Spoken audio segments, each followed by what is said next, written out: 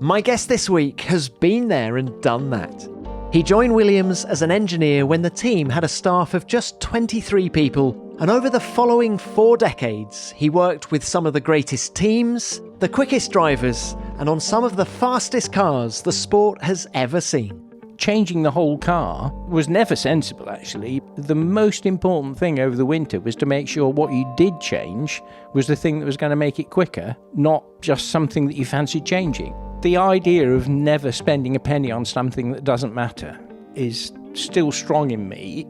Although Frank Dernie retired from Formula One more than 10 years ago, his influence lives on. He was a man who loved finding solutions, who could spot the things that the data didn't show. And he knew how to get the best out of racing drivers. I didn't think any driver was that much quicker than one of the others, frankly. I knew that one driver was better than the other in the team because you saw consistently one of them was quicker. But I thought that pretty well any driver would be able to win in the fastest car. And that turned out not to be true. And it was Prost that proved it to me. Welcome everyone to F1 Beyond the Grid. My name's Tom Clarkson and I'm delighted to have another technical genius on the show this week. Frank Dernie was a pioneer. In his time, he introduced some of Formula One's biggest technological advances while also being a brilliant race engineer trackside. He loved F1, especially in the years when there was more technological freedom than there is today, and he worked with many of the sport's biggest names. He was definitely a man whom every driver wanted working on their side of the garage. Frank remembers his career like it was yesterday, so prepare yourselves for lots of fascinating insights. I hope you enjoy our conversation.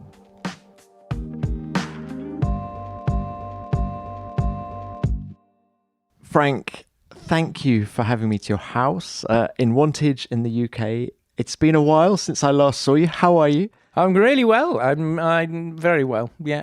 Still living in the same place I've lived for 40 years.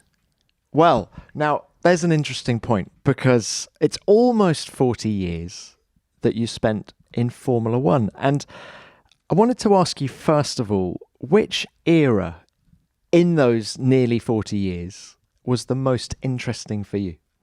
As the rules got tighter, the cars got less interesting. So there were probably 2 periods that I really enjoyed. One was when we were doing ground effect, but with sliding skirts, because then you could let the car move around quite a lot. And as soon as we got the flexi skirts, they were no longer as interesting. And the other was the period where you could do things like a 6-wheel car or active suspension, all those things, which were really interesting. So for those 2 things you've highlighted, so that ground effect era, we're talking late 70s, yeah, up to 82. 81, we had flexi skirts, which was probably better. I mean, sliding skirts are not really part of any sort of a car you can think of, are they? But they did allow a car with a lot of downforce from the underneath to have relatively large suspension travel. So they were quite nice to set up and to drive. Whereas as soon as we had flexi skirts, you had to keep them as near the ground as you possibly could to get so downforce didn't leak away. And therefore you were in the skateboarding. And it was a skateboarding then for the next God knows how long. Well, it's how funny that we're talking about that era straight away, because of course, 2022, we've got the new rules in Formula One, and people are saying it's the biggest rule change since ground effect was banned at the end of 82. Indeed, it will be, and it's going to be very interesting. I mean, I obviously haven't been involved in the concept or design of those cars. The side pods do look quite similar to the strakes and things like that, and looks very similar to the kart rules. Kart as in IndyCar? Yeah, the Championship Auto Racing teams, I think they called themselves. And they were, they were ground effect, and it was a nice era. You had Lola, Reynard, Swift, and Penske building cars to the rules, and it wasn't Formula One because the money wasn't there, but it was quite good stuff until it went one make, and I hate one-make formulas. And then you said that you enjoyed the era that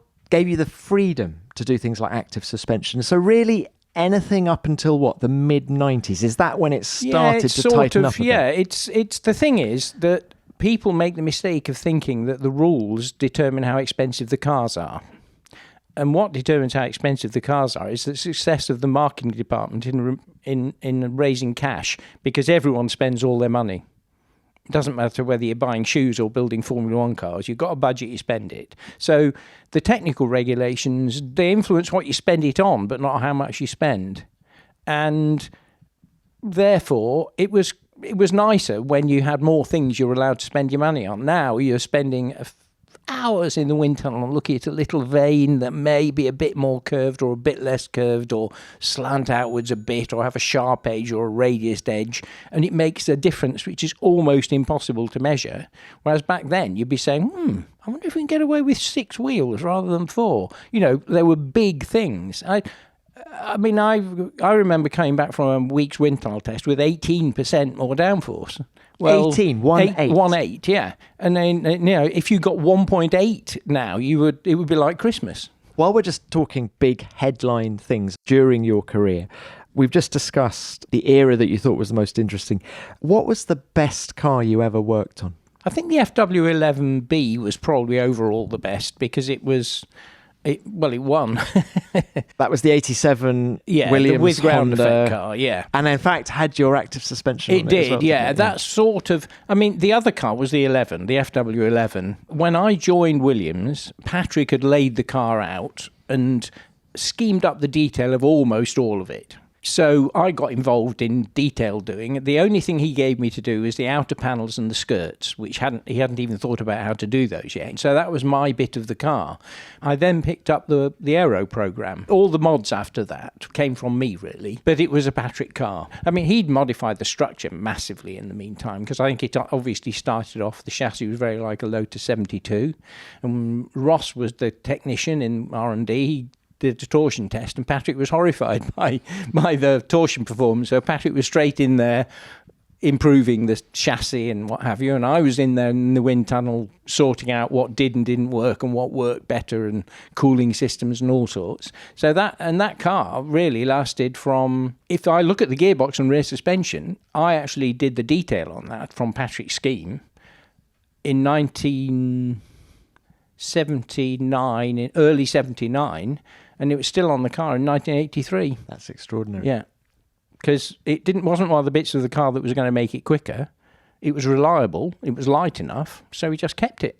Because there weren't many of us, the changing the whole car was never sensible, actually, but the most important thing over the winter was to make sure what you did change was the thing that was going to make it quicker, not just something that you fancied changing, You joined Williams in 1978, and you've already just mentioned 2 other big names in the history of Formula One, Ross Brawn and Patrick Head. Yeah. How many people were at the team when you joined? 23, including Frank and his secretary. And did everything grow incredibly quickly after that? I don't know that it did, really. We didn't know. Frank and Patrick were Frank in particular wouldn't spend any money on anything that didn't make the car go quicker. For example, the first thing he told me, you can forget having a company car, I'm not a garage owner. He did pay me enough to have my own car. So the idea and that sort of thing. And I think he'd said the same to Patrick, because on one occasion, I think Patrick had a shunt coming to work, and Frank was obviously a bit concerned and said, when you get here? He said, well, I can't come, Frank. I've written off my car. And so Frank drove all the way to Patrick's house, gave him his car, and rang Ginny to fetch him home. I.e., Patrick got a company car, and it was the car Frank had been driving to work. So we had no motorhome. We didn't have a truck even, I think, in 79. We used to get food from the kiosk. The circuit cafe? Yeah, exactly. And we had to have the flyaway containers to go to the flyaway. So all the spares had got a box and all that stuff. We used to rent a flatbed truck. So there we were, spending absolutely nothing on a motorhome, absolutely nothing on a truck, but we had the fastest car. And we were quicker by a lot. And yet other people had got fancy trucks with a parquet floor and all the rest of the stuff, and we were beating them. And it was a lesson for me then that I've always been quite tight anyway, just ask my family. But the idea of never spending a penny on something that doesn't matter is still strong in me. And yet you look at Formula One now, and I would think 80% of the budget's going on something that doesn't really make the car go any faster. Were you surprised by how quick success came back then for Williams Grand Prix engineering? Yeah. Because we're talking, let's face it, year 2 effectively, aren't we? Yeah, really, yeah. And you win your first race at Silverstone in 79 with Clay Regazzoni. Yeah. Can you remember the Monday after that race? To be honest, it was just that's what we went for. That's good, lads. Let's keep it up. That was another Frank thing. You always were trying to be better. I mean, he was pleased. Don't get me wrong. But it was that's the first, we're on our way now. Now let's capitalise on what we're doing and make sure we do more of the good stuff. Where were the main gains back then? Aero. The chassis, obviously, Patrick made it stiffer. There were little, quite big mods early on, to be honest, but little mods came along. But almost all of it's aero. In the end, what you need to do to get more grip is to keep the tyre temperature at the optimum temperature for friction coefficient for as much of the grip limited time as possible, and press as hard downwards on the tyres as you can. So that's downforce and tyre temperature. And if those are the two things that are first order, but if you get those two things good, you've got a fast car. So anything that gives you more downforce and less drag, and anything that keeps the tyre temperatures good, those are what you're looking at doing. And you and Patrick were on the same page, though? Yeah. And he has that Sergeant Major quality about him. How open to new ideas was he? The thing is, Patrick and I were friends, and we're not far off in age. So a lot of people are scared of Patrick. Were you? I'm not scared of him, no. We're mates. I was one of the people who could go in there and throw... I shouldn't say we could have an open discussion, should we say. And I don't think many people in the team, probably including Frank, felt free to have an open discussion with Patrick. The only time I suggested something that I thought might work, that he ever... I wouldn't say he was ever anti it. It was, if he didn't think it was worth the money it might cost. CAD was one of them. I was pretty sure that CAD would be a good thing, and Patrick didn't think it was worth the money. And in the end, Frank agreed that I could have CAD in return for a sticker on the car. I.e., he had nothing in the budget for it. Patrick had nothing in the budget for it. If I wanted it, if I could raise enough money to have it, then I could have it. Was that the one instance, really, where you and Patrick were... No, the other was the active suspension. It became obvious once we had a flat bottom that the car was basically horrifically unstable. And it was pretty obvious to me that if we could control the ride height rather than just let the forces control it, it would be a gain. And Patrick just thought that was going to be horrendously too expensive, and he couldn't see any way that we could find the resource to do it. But then a chap came who'd worked for AP on a project to make ambulances ride better and be more stable, and a few ideas on how that worked. And Patrick thought, well, we'll run with that then. So he then said, yeah, go for it. And Nelson drove it for the first time and said, when I drove it for the first time, because everyone was frightened it was going to be dangerous. Frank Dernie drove it? I was the first person to drive the Williams active suspension Tell me, car. where was that? Abingdon Airfield, up and down the straight, in the rain on slicks. Although at that time, Nigel was refusing to drive it. But Frank, you're having to do this project on the side whilst still... doing the aero and race engineering. Yeah. Who were you race engineering in 86? In 86, Nelson, yeah. You said Nigel didn't like the active car. Nelson did all of the testing, is that right? Well, the thing, Nigel had some really scary experiences testing the Lotus active suspension, and psychologically for him, active suspension was dangerous and he didn't want to have anything to do with it. Literally that. He told me, I'm not going to drive it. So even on one occasion when Nigel was living, I think, in the Isle of Man, and Nelson was visiting his mum in Brazil, we had to test at Silverstone. Nigel wouldn't do it. Nelson flew back from Brazil to do the test. So up to the point at which it won in Monza in 87, Nigel had never driven it. And then he said, where's mine? Of course, because Nigel's a racing driver and he's competitive, and he saw it won and he wanted one. And so that win in Italy convinced Nigel that he had to have one. Yeah. He had to have and one. It was a problem because we'd embedded the hydraulic pipes into the chassis so that they didn't encroach on the cockpit area. So we had to do an absolute massive project to make another chassis so Nigel could have one. Because a lot is said, I know you weren't at Williams in 92, but when Nigel won the World Championship that year, everybody Maybe it's an old wives' tale, but a lot of people said, oh, that active car really suited his style. I think more grip suits every driver's style. Behind the scenes here at Beyond the Grid, we've been trying out AG1, a daily nutritional supplement. Many people already take some kind of multivitamin, but it's important to choose one with high-quality ingredients that your body will actually absorb. And AG1 is one of the most nutrition-dense green powders we've tried. With just 1 scoop of AG1, you're absorbing 75 high-quality vitamins, minerals, whole food source superfoods, probiotics and adaptogens to help you start your day right. This special blend of ingredients supports your gut health, your nervous system, your immune system, aging and so much more. By taking AG1 in the morning, we found it a great way to get your hydration up first thing while giving us steadier energy levels throughout the day. Our mental clarity and alertness has improved massively. AG1 comes recommended by professional athletes and is trusted by leading health experts such as Tim Ferriss and Michael Gervais. Right now, it's time to reclaim your health and arm your immune system with convenient daily nutrition. It's just 1 scoop in a cup of water every day, and that's it. No need for a million different pills and supplements to look after your health. To make it easy, Athletic Greens is going to give you a free 1-year supply of immune-supporting vitamin D and 5 free travel packs with your first purchase. All you have to do is visit athleticgreens.com/F1BTG. Again, that's athleticgreens.com/F1BTG to take ownership over your health and pick up the ultimate daily nutritional insurance. Frank, now was that Monza race in 87 the first win for your active car? Was that the most important win of your career?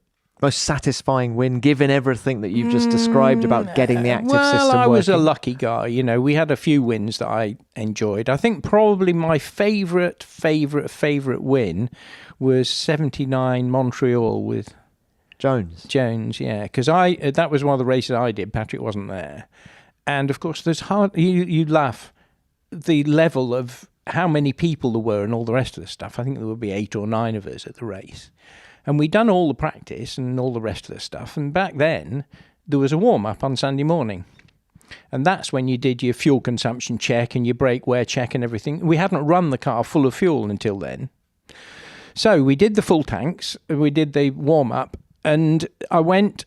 Back then, the engineers had to measure the brake pads and brake wear and stuff. There weren't mechanics doing it. So, or you might get them to do it if you were busy on something else. But anyway, we looked at the fuel consumption, the brake wear, and I did my calculations. I thought I must have done that wrong. I definitely got that wrong. We couldn't finish the race on either. We would wear the brakes out and run out of fuel before the end of the race. And of course, the ability to have done all the homework that they can trivially easily do now just wasn't there. Anyway, you were still allowed to top the car up on the grid. So we did that. We stuck the fuel thing on it and just left fuel in the... And absolutely left it absolutely as full as it could possibly go. I just thought on the brakes, it's going to be knackered when the wear's going to be high when it's heavy. So I just said to Jonesy, look, I'm worried about whether you'll be able to finish on fuel consumption and stuff. So I'm going to have to guess what the fuel and everything's like. But if you can... take it relatively gently. Don't let Villeneuve get away from you, but don't race him hard until I give you the signal. And the only signal we had that was not, time and stuff was, or the arrow to come in, was the pump off sign, which is the sign you gave to remind the driver to switch the mechanical fuel pump off on the DFE. So I said, I'm going to have a think about it while you're going, and at some stage I'll give you the pump off sign. Do not turn the pump off. Well, no, it will be off by then. Oh, okay. You give him that at the end of the first lap. So I'll give you again, and after that, it's up to you then. You can drive it however you like. So we did that. He won. At the end of the race, it was dry. The brakes were completely worn out. The whole thing. It was one of those races where... a bit like Colin Chapman used to say, the car should go over the finishing line and then fall apart. That's the nearest I ever got. And that was only like a second behind, wasn't he? The thing is, the idea was to win at the slowest speed possible. That Montreal race in 79 raises an interesting question about Jones in that Was he more malleable and technical as a driver than perhaps people give him credit? And that race proves that. He's just a great racing driver. He understood that the best thing to do is to win the race at the slowest speed possible. That was a bit of a Nelson thing as well. It was a bit of an era thing. The thing with Jonesy is he was one of the best drivers I ever worked with, simply because he knew where he was losing time. Okay, you said Jonesy was one of the best you worked with. Yeah. Come on then. Well, Frank Dernie, who was the best driver you worked with? well, it's impossible to say, isn't it? Because it's different eras, and it was interesting working with Michael Schumacher. I don't think he liked me very much. I was much too old for him and the other drivers I worked with, but he was much more into wanting to look at the data on the computer, and I wasn't going to fill his mind full of the fact that the data on the computer didn't have the most important things on it, like tyre temperature and the stuff that I was really interested in. It was interesting because he was very committed and very fit and very ruthless and selfish. And I worked 2 tests with Prost, and he was outstanding as well. But obviously, never worked at a race meeting with him, so I've got. So that was when he was testing the Ligier. Ligier, yeah. What stood out about Alain Prost? Well, he was quick. That was the most amazing thing. I mean, he just got in the car. Now, I know the psychology would be part of it because he's very mentally. Thierry Boutsen was a mate of Senna's, so he obviously wanted to destroy him, but I can't remember what it was. But he was well over a second faster than Thierry. Which racetrack? Ricard and Estoril. But you can't have been that surprised. At that time, it was in 1992, wasn't it? So yeah, but I he mean, was a the thing three-time is, world champion. I just thought, I didn't think any driver was that much quicker than one of the others, frankly. He was so much faster than Thierry that I didn't believe that anybody was that much faster than any of the others. I actually thought, and that probably taught me a lesson that it'd take me years to learn, that the drivers were actually much closer in talent. And I knew that one driver was better than the other in the team because you saw consistently one of them was quicker. But I thought that pretty well any driver would be able to win in the fastest car. And that turned out not to be true. And it was Prost that proved it to me. Oh, it's fascinating talking drivers, isn't it?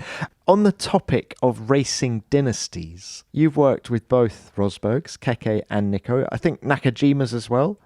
Satoru and Kazuki as well. Sort of, yeah. Well, let's talk Rosbergs. Yeah. Similarities between those two? Chalk and cheese. We're sorry to interrupt you, but Yes, I did text Keke yesterday, and I said, I'm speaking to Frank tomorrow, and he said, I do hope he's discreet. And I said, well, I hope he's not. Discreet, yeah. Well, Keke wouldn't be. That was the funny thing. I mean, Keke was very outspoken, and then he went to McLaren, and he'd obviously signed something in his contract with Ron, because the Keke who drove for McLaren was not the Keke I knew. You know, Keke was not backwards in coming forward with an opinion. But he had such fantastic car control. But it's very interesting. There are 2 driver styles that I've come across. One is where the driver comes flying into the corner at an amazing speed and gives it full throttle and sees if he can take it yet, and then comes back off it and goes bat through the corner, like Senna. And Keke was like that. And other drivers will sort of come in and really smooth and not turn the steering wheel too much and get on the power gently and generally have a higher G force in the mid-corner, but not as much going in or coming out, and that would be more Piquet and Prost. So, those are 4 drivers I've mentioned who are all great and have 2 quite different driving styles. Yeah, fascinating. And you say Keke and Nico are chalk and cheese. I would say their approach was, yeah. The approach was different, but what about the way they drove the car? The thing is, by the time Nico was driving for Williams, I was helping. I wasn't looking at his data and running his car and all the rest of the stuff, so I wouldn't have as close a relationship with him. Plus, of course, for Nico, I was the old bloke who used to work with his dad, And with the Nakajimas, Satoru hardly spoke any English, and so you didn't have a close relationship with him. You had a bit of a relationship with his translator. I think his son is probably pretty good, to be honest, but I don't know.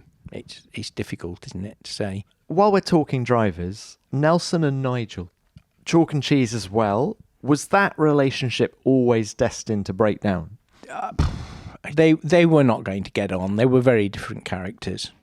It was very weird, to be honest, because when Nigel first drove for Williams, we got on incredibly well. And in fact, he used to stay here. If we were testing at Silverstone, he'd be here, he'd be rolling around on the carpet with my kids and, normal family stuff. And for some reason, at some stage, I think he decided that I must be trying to help Nelson to screw him. And the relationship changed. Was that when you started race engineering, Nelson, or were you? No, I was racing all the way through. Because even when he first came, I was race engineering Keke, not him. And I don't know. I mean, Nelson was very good at winding people up, but then Nigel too used to. I do remember on one occasion there was something in the paper about how Nelson was doing something dreadful to Nigel and rubbish. I can't remember exactly what it was. And Steve Hallam, who'd been at Lotus, he came to see me. He says, "Is it true that Nelson Santa?" And I said, "Well, no, actually." He said, "No." He said, "Didn't think so." He said, "That's what Nigel was like." So I suspect that Nigel, if he had a teammate who was close to him in performance, was a bit edgy. But the thing is, I've always had the attitude, even when I was race engineering one of the cars, my job is to come first and second. And I don't care which one's first, as long as the other one's second. How difficult was it to be impartial? Not at all. I'm a team person rather than a driver fan. And for me, the most important thing was for us as a team to come first and second. If you're finding it challenging to carve out your own little pocket of peace among the chaos of life, one simple way to do it is through meditation. Take some time back to focus on yourself for just a few minutes each day. If you've heard a lot about meditation but don't know where to start, Calm can help. We're proud to be partnering with Calm, the #1 mental wellness app, to help give you the tools to improve the way you feel. Calm's guided meditations can help you reduce stress and anxiety, tackle insomnia, and quieten racing thoughts. All you need to do is download the app, find yourself a quiet spot somewhere comfortable, and the rest will come naturally. In as little as 10 minutes a day, you can develop a meditation practice that fits your schedule and gives you the space to relax your body and mind.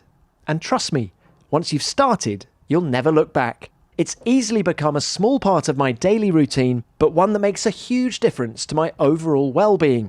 And it could do the same for you. More than 100 million people around the world use Calm to take care of their minds. And for listeners of the show, Calm is offering an exclusive offer of 40% off a Calm premium subscription at calm.com/grid. Go to Calm, CALM.com/grid for 40% off unlimited access to Calm's entire library. That's calm.com/grid.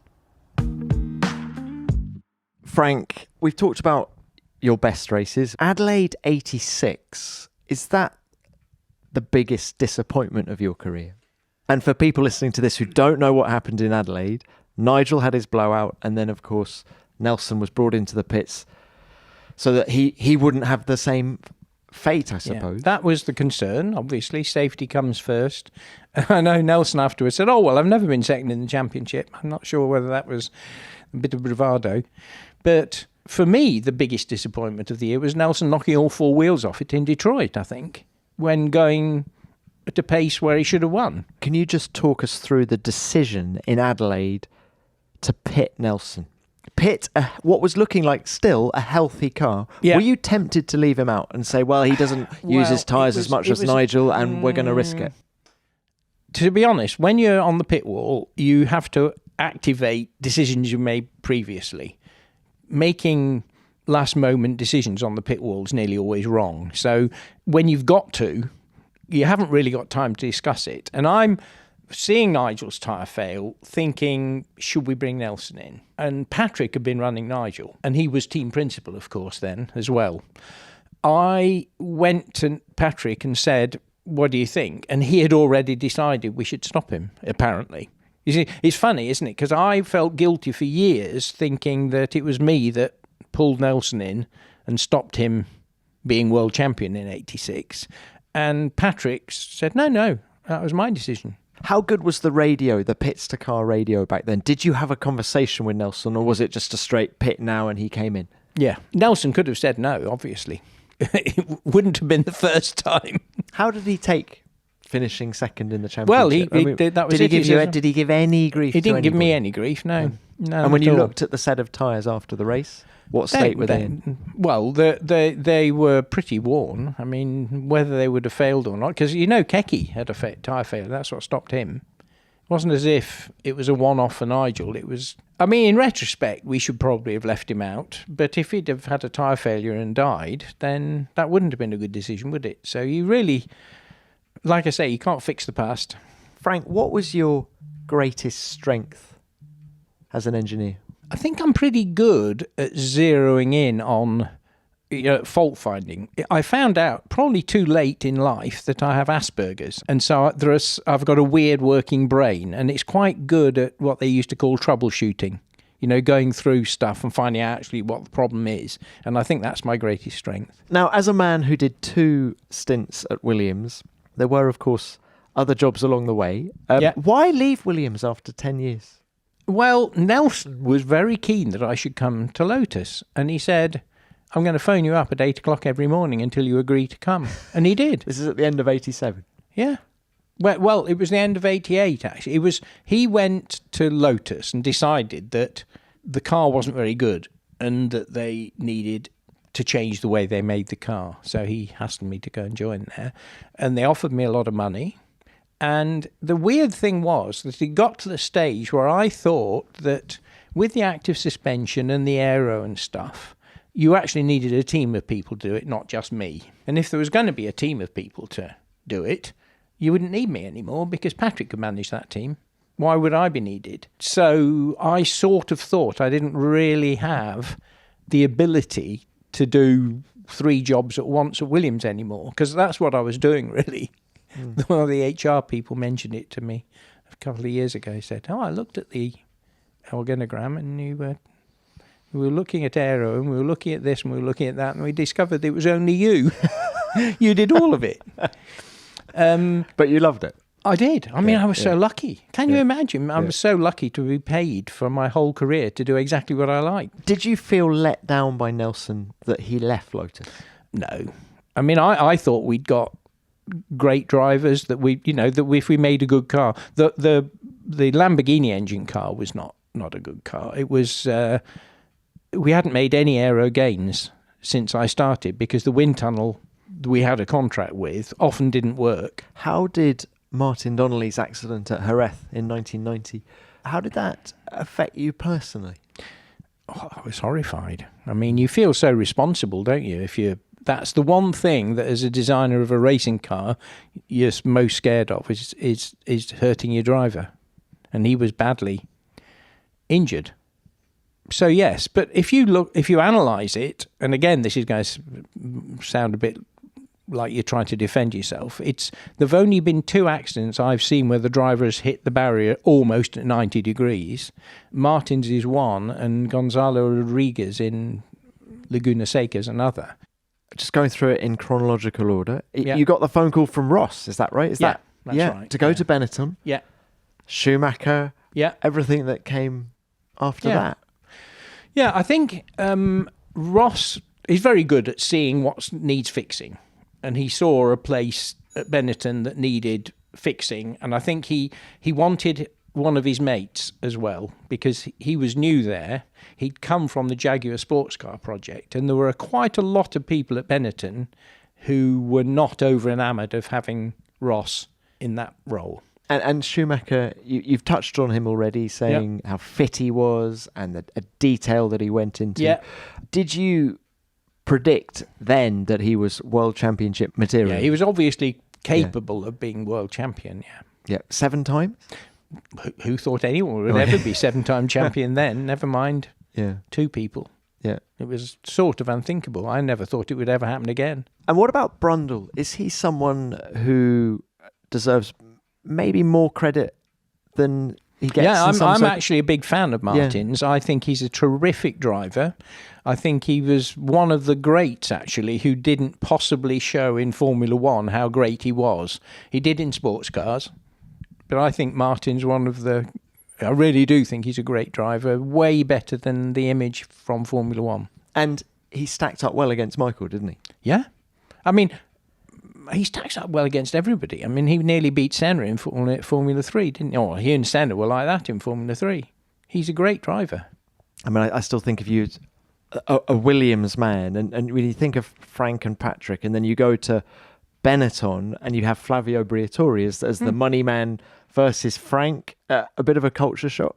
Definitely. I mean, the thing with Flav was he really had no interest in Formula One at all. He was interested in it as a business, how to make money out of it. I'll give you a little story. He wanted to get a good image so he could, when he went into a negotiation for sponsorship, he was famous. You know, he spent all his time building his image. You'd sometimes see him on the radio, on the pit wall, for example. He never said anything on the radio. It was just that there was a TV camera on him and he saw it, and so he thought he'd give it the old... And he did. Going online without ExpressVPN is like leaving your most prized possession in the hands of a stranger. You just wouldn't want to risk it, would you? You'd want to make sure you have it with someone you trust. And you can trust ExpressVPN to look after your data and personal information when using the internet. Because you might not realize it, but every time you log on to an unencrypted network, any network that isn't your own, like public Wi-Fi in a restaurant, hotel or bar, you're leaving your financial details, passwords and personal data open to hackers. But with ExpressVPN, I know all my information is safe because it creates a secure tunnel between my device and the internet. And they've made it easier than ever to ensure you're instantly protected at all times. Just fire up the app, click one button and you're set. The app works on all devices like laptops, phones and tablets, so you can stay secure no matter where you are. Secure your online data today at expressvpn.com/grid and get 3 extra months free. That's expressvpn.com/grid. expressvpn.com/grid. Now, what about the French séjour, shall we say, with Ligier? I had 2, you see. I went to Ligier to work for Ligier, and then I went to Benetton, and during my Benetton contract, Flav was going to buy Ligier. And Flav basically said, could you go and sort Ligier out for me? And I was seconded to Ligier. I was still being paid as chief engineer of Benetton, as well as being paid as technical director of Ligier. So it was quite good, but by then, Guy had gone. So yeah, but that sort of went wrong a bit because my contract with Benetton was coming to an end. I went to have a chat with Flav about what the future held, and he said, well, I'm going to sell it to Tom. So I went to talk to Tom, and Tom did a deal with me personally, with TWR, not with Ligier. So I had a contract then with Tom, with his holding company. And he came and said, well, I'm not going to buy Ligier, I'm going to buy Arrows. And that was a bit of a kick in the teeth, to be honest, because I had hired the people I wanted to build up my team at Ligier, and they got contracts. So I was a bit fed up because my contract wasn't with Ligier, it was with Tom. They were very pissed off with me because all of a sudden I'd offered them a job and then wasn't working there anymore. Did you enjoy the Ligier experience when you were there? I loved living in France? Yeah, I mean, I love living in France. It's nice. Where were you? I was in just near Manicourt. The thing is, the one thing that I did that I think fitted in quite well was I was very aware of the fact that a lot of the English people assume that shouting English loud is the right way to speak to a foreigner. And I thought to myself, well, I'm the foreigner now. And because Jacques Lafitte, when he was at Williams, he doesn't speak very good English, but he spoke to us in English. And I thought, well, I don't speak very good French, but I'm in a French team.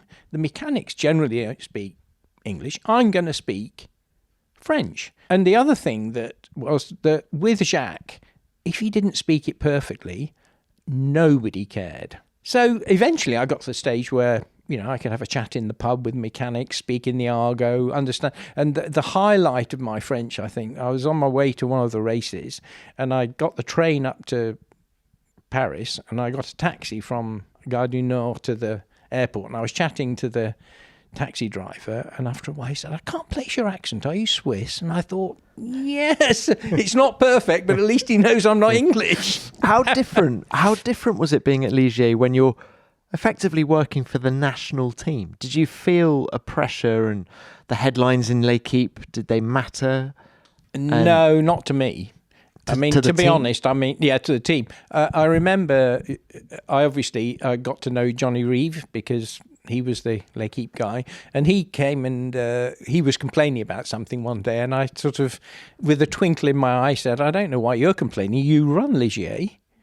"What do you mean?" I said, "Well, you write something in L'Équipe one day and we're doing it the next day, because Guy reads L'Équipe every day, and whatever you say we should be doing, we're doing the next day."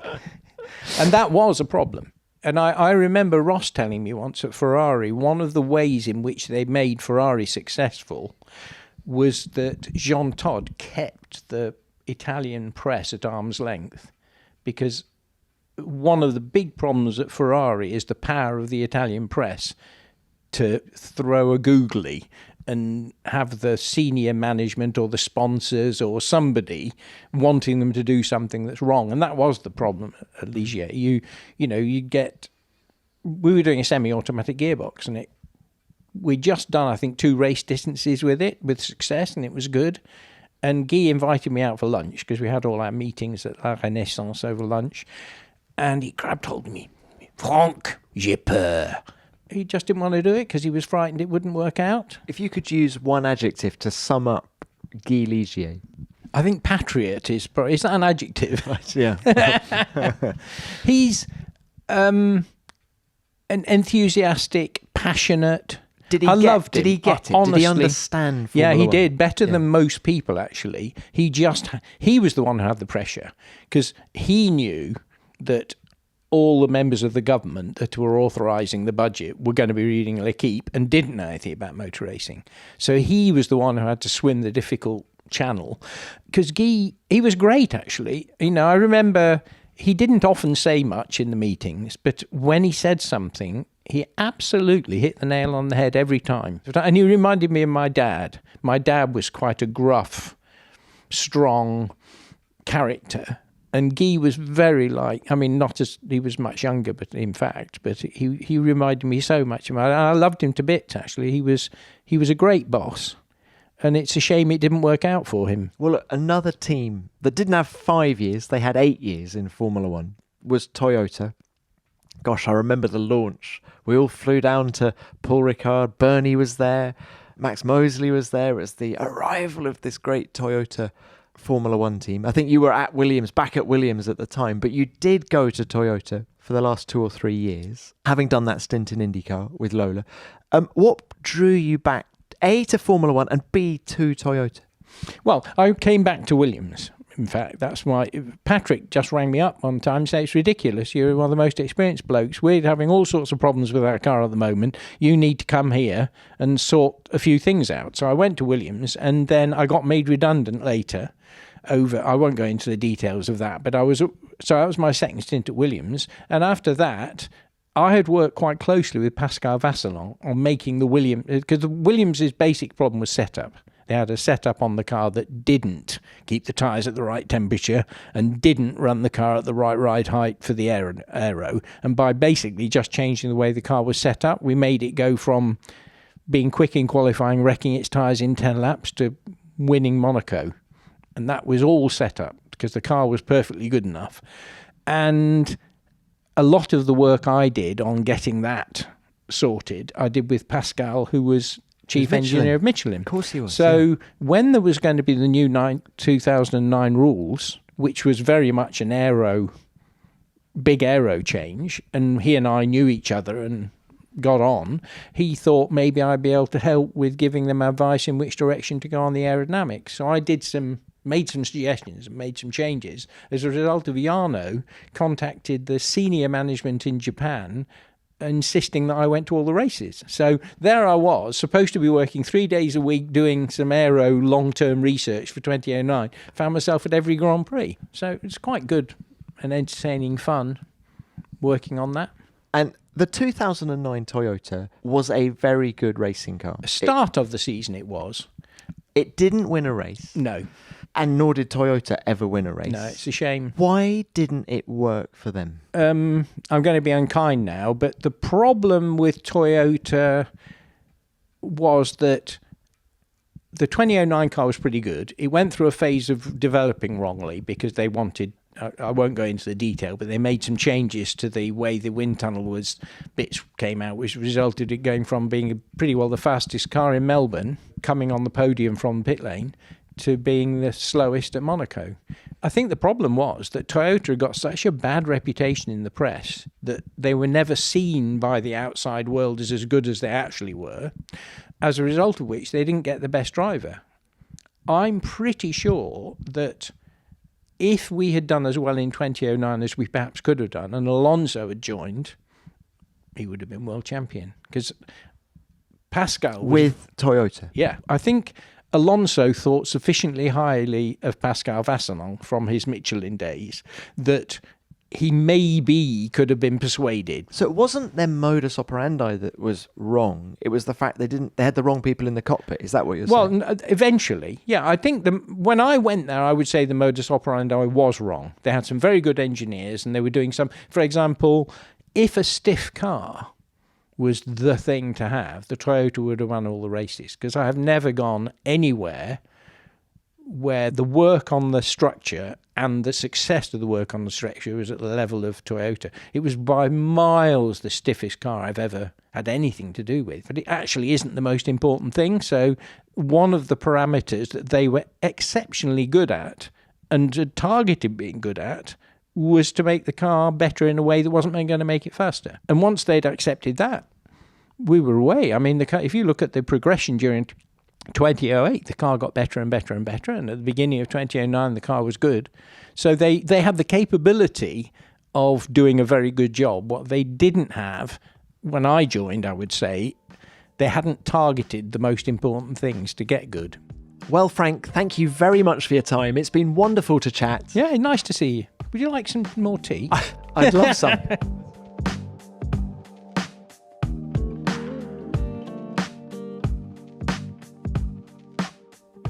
That Toyota story sums up what Frank was all about in Formula One.